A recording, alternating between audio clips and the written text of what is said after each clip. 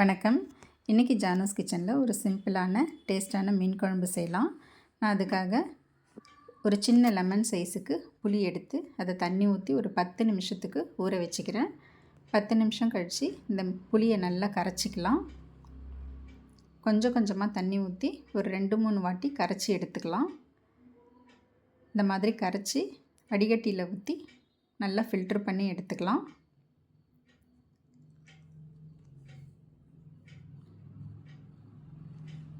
திப்பியெல்லாம் எதுவும் விழாத மாதிரி இந்த மாதிரி வடித்து எடுத்துக்க போகிறோம்.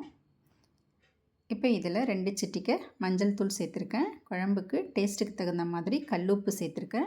குழம்பு மிளகாய்த்தூள் ஒரு 1.5 1/4 டேபிள் ஸ்பூன் அளவு சேர்த்துருக்கேன். தனியாத்தூள் ஒரு 1/2 டேபிள் ஸ்பூன் சேர்த்துருக்கேன். இது கூடவே நல்ல பழுத்த தக்காளியாக ஒன்று எடுத்து கையால் மசித்து அதில் போட்டுட்டு குழம்புல போட்ட பிறகும் ஒரு தடவை குழம்பை நல்லா கரைச்சி விட்டுக்கலாம். இப்போ இது இருக்கட்டும். ஒரு கடாயில் 1 டேபிள் ஸ்பூன் அளவுக்கு நல்லெண்ணெய் சேர்த்துருந்தேன். நல்லெண்ணெய் நல்லா காஞ்சதும் அதில் கொஞ்சமாக வடகமும் கொஞ்சம் வெந்தயமும் போட்டிருக்கேன். அதெல்லாம் பொரியட்டும். அது பொரிஞ்ச பிறகு அதில் 5-6 சின்ன வெங்காயம், 5-6 பல் பூண்டு நல்லா தட்டி போட்டிருக்கேன். ஒரே ஒரு பச்சை மிளகாய், கொஞ்சம் கருவேப்பிலை இதெல்லாம் போட்டு ஒரு 2-3 நிமிஷத்துக்கு இந்த மாதிரி வதக்கி விட்டுக்கலாம்.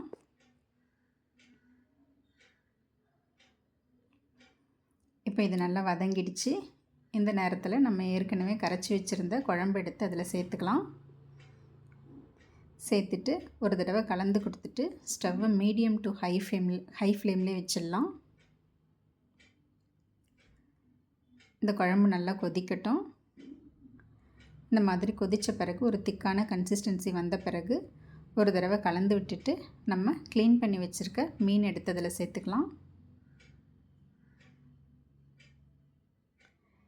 இப்போ இந்த மீனை சேர்த்த பிறகு லேசாக அதை கலந்து விட்டு ஸ்டவ்வை மீடியம் ஃப்ளேம்லேயே வச்சு ஒரு 2 நிமிஷத்துக்கு கொதிக்க வச்சுக்கலாம்.